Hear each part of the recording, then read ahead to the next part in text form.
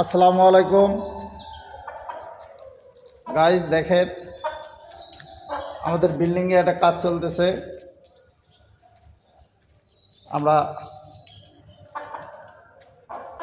বিশাল বড় একটা ব্রয়লার নিয়ে এসেছি।